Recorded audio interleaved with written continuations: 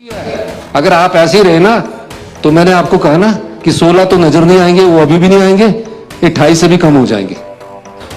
ये अगर आप कहीं ठीक ढंग से चल पड़े तो फिर 20 तक पहुंच जाएंगे। हमारी सरकार बड़े, मैं देख रहा था एक वीडियो चला हुआ, बिजनेस दफ्तर में जा रहे जैसे कि युद्ध जीत कर आए हुए, आजादी की लड़ाई जीत कर आए हुए, भ्रष्टाचार के पैसा खाया हुआ और ऐसे चले हुए 5-6 उनके समर्थक 15-16 डॉब है। अरे कुछ तो शर्म करो, आप ही की चार्जशीट में तो उनके नाम है, तुम तो ईमानदार हो, पर उनको तो देखो जिसकी चार्जशीट जो लिख रहे थे जयराम जी 2017 में, तो उनके नाम क्यों डाले? मैंने बोला था राजेंद्र राणा का नाम डालो, मैंने बोला था सुधीर शर्मा का नाम डालो, मैंने बोला था हर्ष महाजन का नाम डालो, आज उन्हीं के पीछे चले हुए ये। अरे भी कुछ तो नीतियां थी आपकी, कुछ तो सिद्धांत थे, उन सिद्धांतों से भड़के बोला अगर एमकेएन में घोटाला है तो इंक्वायरी करवाइए। आपने बोला, आपने मुझे कहा, जनकराज ने कहा कि हमारा एमकेएन में घोटाला, वही इंक्वायरी करवाइए। मैंने आपकी भावनाओं की कदर की। हम इस प्रदेश के लिए, मैं रात के 1-1 बजे तक पढ़ के भी मैं बात कर लेता हूँ अफसर से। धमकाते क्यों? गुस्सा आता है। जैसे जैसे सत्ता और छिनने वाली होती है ना, गुस्सा 2 प्रकार से आता है। मुझे नहीं आ रहा, क्योंकि मैं तो 40 साल के लंबे संघर्ष के बाद, और जिन खड्डों की आप बात कर रहे हैं, वो कई लोगों ने मेरे खड्डे खोदने की खुशी, खड्डे खोदे, खाइयां खोदी, बहुत जोर से खोदी, पर इस भगवान ने ना और देवी देवताओं ने मुझे उन खड्डों से निकालकर मुख्यमंत्री की कुर्सी तक पहुंचाया है। आप बड़े, मैं देख रहा था एक वीडियो चला हुआ, बिजनेस दफ्तर में जा रहे जैसे कि युद्ध जीत कर आए हुए, आजादी की लड़ाई जीत कर आए हुए, भ्रष्टाचार के पैसा खाया हुआ और ऐसे चले हुए 5-6 उनके समर्थक 15-16 डॉब है। अरे कुछ तो शर्म करो, आप ही की चार्जशीट में तो उनके नाम है, तुम तो ईमानदार हो, पर उनको तो देखो जिसकी चार्जशीट जो लिख रहे थे जयराम जी 2017 में, तो उनके नाम क्यों डाले? मैंने बोला था राजेंद्र राणा का नाम डालो, मैंने बोला था सुधीर शर्मा का नाम डालो, मैंने बोला था हर्ष महाजन का नाम डालो, आज उन्हीं के पीछे चले हुए ये।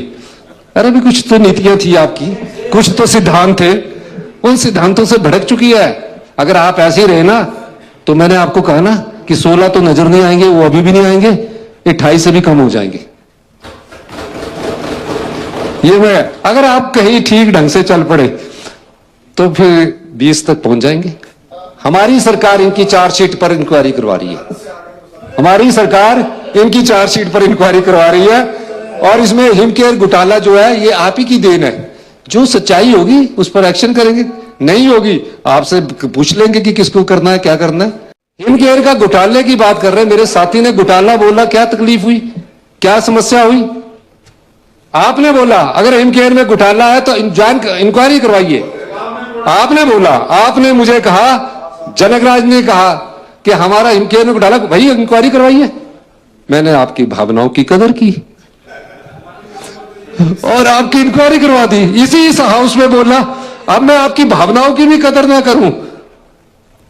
अगर हमने तथ्य रखे हैं, आप तो ऐसे जा रहे हैं,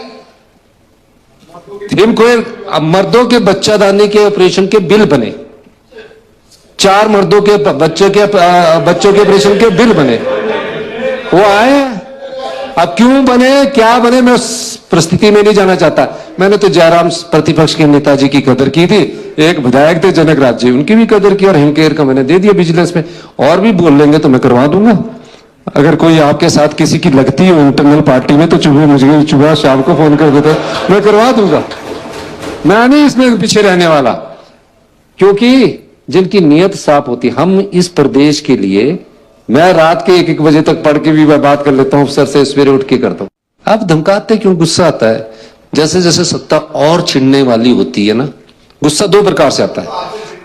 मुझे नहीं आ रहा, क्योंकि मैं तो 40 साल के लंबे संघर्ष के बाद, और जिन खड्डों की आप बात कर रहे हैं, वो कई लोगों ने मेरे खड्डे खोदने की खुशी, खड्डे खोदे, खाइयां खोदी, बहुत जोर से खोदी, पर इस भगवान ने ना और देवी देवताओं ने मुझे उन खड्डों से निकालकर मुख्यमंत्री की कुर्सी तक पहुंचाया है।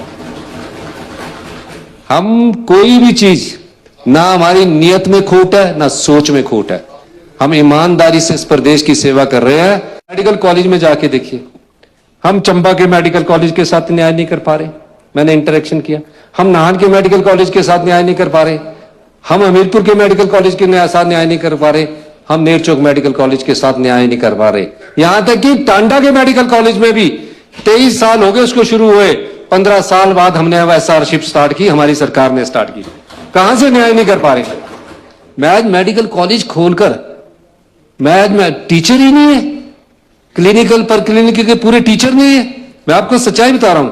आपने भरने की कोशिश की, विपिन जी ने उस समय थोड़ा प्रयास किया था, थोड़ा उसमें आगे बढ़े थे, लेकिन इनका डिपार्टमेंट आपने चेंज कर दिया, यहां बैठा दिया। जब उन्होंने मेडिकल एजुकेशन को समझा, इन्होंने जब मेडिकल एजुकेशन को समझ गए थे, क्योंकि जिस लाइन पर इन्होंने समझा वो ठीक था।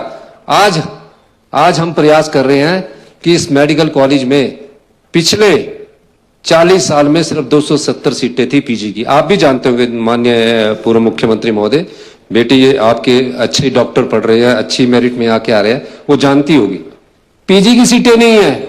और जब पीजी और एसआरशिप नहीं होते मेडिकल कॉलेज चल ही नहीं सकते, सिर्फ आईजीएमसी को छोड़कर। क्योंकि जो पीजी है, मैं आपके पास बताना चाहता हूं, पीजी नाइट ड्यूटी जो देते हैं रात को जो डॉक्टर होते हैं, वो सिर्फ पीजी और एसआरशिप करने वाले होते हैं, फैकल्टी के हेड नहीं होते, कॉल पर बुलाए जाते हैं। ये समझ रहे थे? हमने अभी 320 पीजी की सीटें बढ़ाने की दिशा में आगे बढ़े और ये कहा, 2-3 डिपार्टमेंट में हमने ये कहा कि हम 5 लाख रुपए में डॉक्टर रखने को तैयार है, क्योंकि जब तक हमारे को प्रोफेसर नहीं मिल जाता तब तक हम आगे नहीं बढ़ सकते। पीएससी खाली थी, तो ये सब चीजें हम कर रहे हैं। 2 लाख परिवारों को, जिसमें से 90,000 परिवार ऐसे हैं जो कभी भी आईआरडीपी में नहीं आए, गरीबी की रेखा से नीचे रह रहे हैं। हम 2 अक्टूबर से अपना परिवार सुखी परिवार योजना शुरू करने जा रहे हैं, जो 2 लाख परिवारों को 1500 रुपया भी देगी, 300 यूनिट बिजली फ्री भी देगी। रोबोटिक सर्जरी चौधरी चंद्र कुमार जी बैठे हैं, मंत्री है, प्राइवेट 40s में गए, इनको पता नहीं था कि अभी यहाँ स्टार्ट हो गई है, पता होता तो भी बेचारे यहाँ करवाते। 6 लाख रुपया लगा।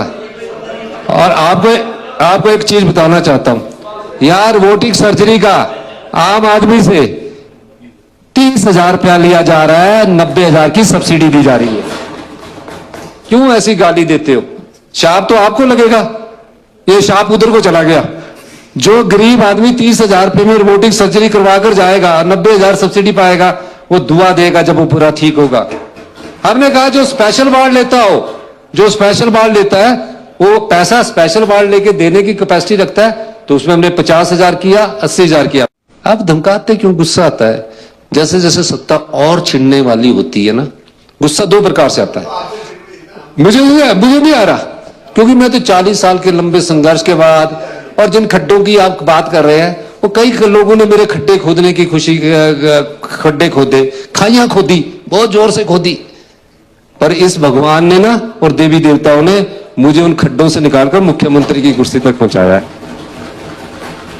हम कोई भी चीज, ना हमारी नियत में खोट है, ना सोच में खोट है। हम ईमानदारी से इस प्रदेश की सेवा कर रहे हैं।